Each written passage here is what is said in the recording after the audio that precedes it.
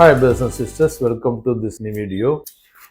தொடர்ந்து 4வது நாளாக முந்தைய ஹைக்கு மேல, அதாவது முந்தைய க்ளோஸுக்கு மேல க்ளோஸ் வச்சிருக்கு நிப்டி. சோ பாசிட்டிவ் தொடர்ந்துட்டே இருக்கு. மார்க்கெட் மேல போகும்னு சொல்லி நம்புவோம். தொடர்ந்து பார்ப்போம். இருந்த போதிலும் ஸ்ட்ராங்கான ரெசிஸ்டன்ஸ் ஏரியா எதுங்கிறத நம்ம பார்ப்போம். இந்த 4 ட்ரேடிங் செஷன்ல 23,800 டு 24,400 கிட்டத்தட்ட 600 பாயிண்ட்ஸ் மேல ஏறி இருக்கு. பாசிட்டிவ். ஆனால் சில நெகட்டிவும் இருக்கு. அதை நம்ம பார்ப்போம். அது பாசிட்டிவா மாறும் நம்புவோம். சரி, சில செய்திகள் பார்த்துட்டு இன்றைய மார்க்கெட், அப்புறம் வந்து ட்ரம்ப்ல சில சர்ச்சை, அப்புறம் ரஷ்யால சில பிரச்சனை, சைனாவுடைய டெஸ்ட்ல ஒரு ப்ராப்ளம், அப்புறம் வந்து ஈரான் இந்தியா ஒரு நியூஸ், கோல்டுடைய நியூஸ், மற்ற எல்லாமே பார்ப்போம். வரிசையா கடைசியா ஃபுட்பால் நியூஸும் பார்ப்போம். தேவையில்லாம மூக்க நுழைச்சி யாருது? ட்ரம்ப் தானே. இப்போ மறுபடியும் ஒரு விஷயத்துல அவரு விமர்சனத்துக்கு ஆயிருக்காரு. போஸ்னியாக்கு எதிராக போலே பலகன்கிறவர் வந்து ரெட் கார்டு வாங்கினாப்ல, அமெரிக்கா உடைய ஃபுட்பால் பிளேயர்.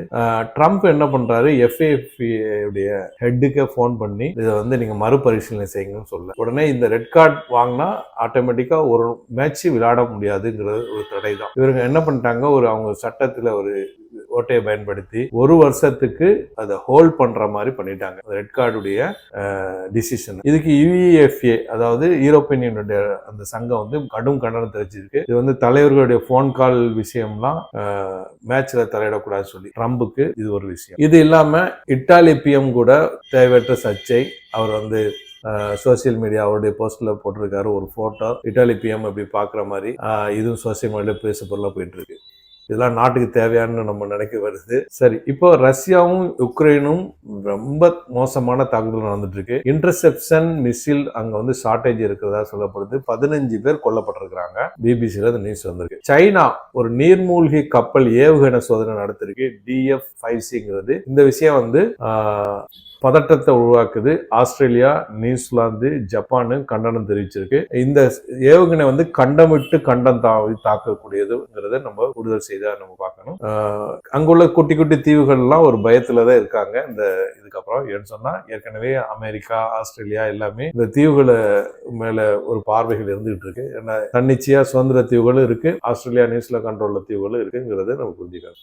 ஈரான் வந்து இந்தியாவுக்கு தேங்க் பண்ணிருக்கு. ஏன்னா கோமனுடைய ஃபனரலுக்கு ஈரானுடைய, இந்தியாவுடைய ஃபாரின் மினிஸ்டர், கவர்னர்ஸ் இவங்க எல்லாம் வந்ததுக்கு தேங்க் பண்ணிருக்காங்க. நிறைய பேர் இந்த ஃபனரல்ல கலந்துட்டதாக சொல்லப்படுது. இந்த சூழ்நிலையில இஸ்ரேல் வந்து ட்ரோன் அட்டாக் பண்ணி டபாட்டியா அல் ஃபக்வாங்கிற லெபனான் இடத்துல தாக்குதல் நடத்தி கொல்லப்பட்டிருக்காங்க. அதே மாதிரி இஸ்ரேல் 5 பேர் கொல்லப்பட்டிருக்காங்க காசால. அங்க வாட்டர் பிரச்சனை, பஞ்சு பண்ணி போயிட்டு இருக்கு. இந்த பாலஸ்தீன் கொர்னைகள் இதெல்லாம் நியூஸ்ல வந்திருக்கு. காலையிலே கிஃப்ட் நிப்டி அப்ல ட்ரேட் ஆனதுனால கேப் அப் சொல்லி டெலிகிராம்ல அப்டேட் பண்ணியிருந்தேன். டெலிகிராம்ல ஜாயின் பண்ணாதவங்க லிங்கை பயன்படுத்தி ஜாயின் பண்ணிக்கோங்க. ஃபேக் ஐடியில ஜாயின் பண்ணி அமர்ந்துட வேண்டாம். நேற்றைய க்ளோஸ் 24,270 5 மினிட்ஸ் மாத்திடுறேன். இன்றைய ஓப்பன் 24,306 36 பாயிண்ட்ஸ் கேப் அப் ஆச்சு. 9.15க்கு ஒரு லோ கிரியேட் பண்ணிச்சு. 24,287 அதுல இருந்து ஏற ஆரம்பிச்சது. ஹையர் ஹை போட்டுட்டு ஒரு 2 மணிக்கு மேல ஒரு கன்சால்டேஷன் அப்படி நடந்து கடைசியில 24,430 முடிஞ்சது. கிட்டத்தட்ட ஒரு 150 பாயிண்ட்ஸ் அப்ல முடிஞ்சது. டே கேண்டில் மாத்திடுறேன். இந்த கேண்டில் தான் தொடர்ந்து 4வது நாளாக மேலே போயிட்டே இருக்கு. நம்ம டெக்னிக்கல் அனாலிசிஸ்ல அனலைஸ் பண்ணுவோம். Open 24,306, high 24,488, low 24,287, close 24,430, 175 points green candle போட்டிருக்கு. சப்போர்ட் அண்ட் ரெசிஸ்டன்ஸ் மற்ற விஷயங்கள்லாம் நம்ம டெக்னிக்கல் அனாலிசிஸ் லாஸ்ட்ல அனலைஸ் பண்ணுவோம். இன்னைக்கு டாப் கெய்னர் வந்து HDFC 3.5% up, Hindalco 2.25% up, Bajaj 2.5% up, ONGC 2.5% up, Mahindra 2% up. Top loser Kotak 3.5% down, Max Health 1.5% down, TCS 1.5% down, Coal India 1.5% down. Heavy வெயிட்டான TCS இன்னைக்கு 1.5% டவுன் சொல்லுது. அதே மாதிரி HDFC 3.5% அப், ரிலையன்ஸ் 1.5% அப், ICICI 1.5% அப், ஏர்டெல் 3.5% அப். இன்னைக்கு ரியல் எஸ்டேட் 1.5% அப் ஆச்சு, ஆட்டோ செக்டர் 1.5% அப் ஆச்சு, small cap 1.5% அப். Bank நிஃப்டியை பொறுத்தவரை இன்னைக்கு ஒரு இந்த கேண்டில் தான் கிரீன் கேண்டில். ரொம்ப நாளாவே இந்த இடத்துல கன்சல்டேஷன் வந்துட்டு இருக்கு. இது வந்து இப்ப சமீபத்திய ஸ்விங் ஹை ஆன 58,700ங்கிறத உடைச்சு போகாத வரைக்கும் இந்த இடத்துல கன்சல்டேஷன் போயிட்டே இருக்கு. ஸ்ட்ராங்கான ரெசிஸ்டன்ஸா அது இருக்கு. இன்னைக்கு மூவ்மெண்ட் ஒரு 500 பாயிண்ட்ஸ் இருந்தது. 57,938, 58,477. Gold board rate 13,560, silver 250. இதுதான் இப்போ ஒரு ரெட் கேண்டில் போட்டிருக்கு இன்னைக்கு. ஒரு 3 நாளா தொடர்ந்து ஏறிச்சு. ஆனா 4,200 தாண்ட முடியாம அந்த இடத்துல ஒரு இது போயிட்டு இருக்கு. சில்வர் சேம் அதே தான், ஒரு 4-5 நாளாக ஒரே இடத்துல நின்றுட்டே இருக்குது. அதே மாதிரி பிட்காயினும் 62,000 அந்த இடத்துல ட்ரேட் ஆயிட்டு இருக்கு. யுஎஸ் ஆயில் அந்த 70 தாண்டாம 65க்கு கீழே வராம 65 to 70 அந்த ரேஞ்சில போயிட்டு இருக்கு. அதே மாதிரி சார்ட்லிங்ல இன்னைக்கு ஒரு 7 ஸ்டாக் வந்திருக்கு. Idea forge technology limited, CG power industrial limited, Gulshan poly limited, Cummins India limited, Sterlite technology limited, Apar industry limited, Elecon energy engineering company limited. இது எல்லாத்தையும் அனலைஸ் பண்ணி முடிஞ்சா டெலிகிராம்ல அப்டேட் பண்றேன். ஆப்ஷன் செயினை பொறுத்தவரை 33.08 divided by 22.33, PCR ratio 1.48, over பாட். அதாவது அதிகமாக பையர்ஸ் இருக்காங்க நம்ம புரிஞ்சுக்கலாம். ஆனா டேட்டா மாறுபடலாம் நாளைக்கு ரியல் மார்க்கெட்ல. எஃப்ஐடி ஆக்டிவிட்டி பொறுத்தவரை அவங்க வாங்குறது இல்ல, விற்கிறது இல்ல, ஸ்லோவா இருக்காங்க. நம்ம அடிக்கடி சொன்னதுதான். இந்த பாருங்க 1355 கிரீன் வாங்கியிருக்காங்க ஃப்ரைடே. அதுக்கு முன்னாடி வியாழக்கிழமை 316 கோடிக்கு தான் எடுத்திருக்காங்க. புதன்கிழமை 1840 கோடி. வாங்கவும் இல்லை, விற்கவில்லை, ஒரு அப்படி ஸ்லோவா இருக்காங்க. சரி, டெக்னிக்கல் அனலைஸ் போறதுக்கு முன்னாடி லைவ்ல ஏதாவது முக்கியமான ட்ரம்புக்கு ஏதாவது சொல்லியிருக்காருன்னு பார்ப்போம். Iran leader unable to attend his father funeral over security fears. Khamenei attend பண்ணல. Lebanese president says Israeli occupation preventing implementation of Washington agreement. Indonesia, Singapore pledge to keep Malacca Strait open. Strait ஹார்மஸ்ல என்ன பிரச்சனை இருக்கு பாருங்க. எவ்வளவு ships நின்றுட்டு இருக்கு பாருங்க, வெசல்ஸ்.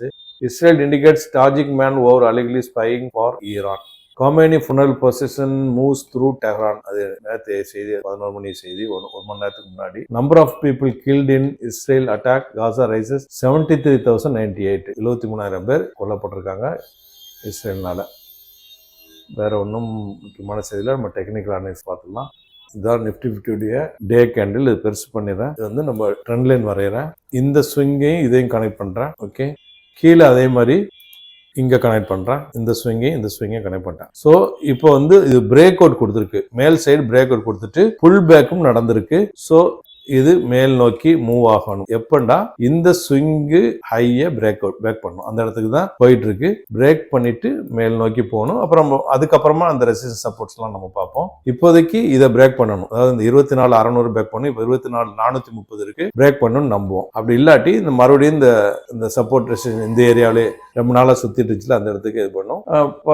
அதாவது ஒரு கிரீன் கேண்டில்ஸ் 4 கேண்டில்ஸ் மேல நோக்கி போயிட்டு இருக்கு. உலகத்துல எந்த ஒரு ஜியோபொலிட்டிக்ஸ் பிரச்சனையான நியூஸ்கள் இல்ல. சோ மேல் நோக்கி போகும் நம்புவோம். ரைட்டா? ஃபுட்பாலை பொறுத்தவரை இன்னொரு 4 மேட்ச் தான் பாக்கி இருக்கு. அதாவது போர்ச்சுகல், ஸ்பெயின், அதுல ரொனால்டோ ஆடுவாரு. அப்புறம் யுஎஸ்ஏ, பெல்ஜியம். அது இன்னைக்கு 2 நாள்ல நடந்து முடிஞ்சிடும் 2 மேட்ச். நாளைக்கு அர்ஜென்டினா, ஈஜிப்ட், சுவிஸ், கொலம்பியா. இதுல 2 டீம் செலக்ஷன் ஆடும். ஏற்கனவே 2 செட்டு செலக்ட் ஆகிருக்காங்க. France, Morocco, Norway, England.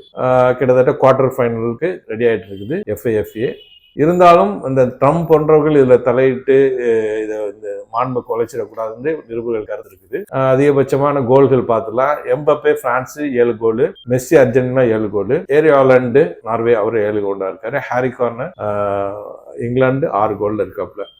இவங்க கோல்டன் பூட்டுக்கு இந்த 4 பேர் இருக்காங்க. அவங்க 4 பேருடைய மேட்ச்களும் இருக்கு. பிரான்ஸுடைய மேட்ச் இருக்கு. Argentina and Norway and England எல்லாமே குவார்டர் ஃபைனல்ல விளையாடுவாங்க. அர்ஜென்டினா செலக்ஷன் ஆகல, இருந்தாலும் ஒரு மேட்ச் இருக்குல்ல, அதை வச்சு நான் சொல்லிட்டேன். பார்க்கலாம். இந்த வீடியோ பயன்படுத்த நம்புறேன். மற்றவங்களுக்கு ஷேர் பண்ணுங்க. சப்ஸ்கிரைப் பண்ணுங்க. தேங்க்ஸ் ஃபார் வாட்சிங்.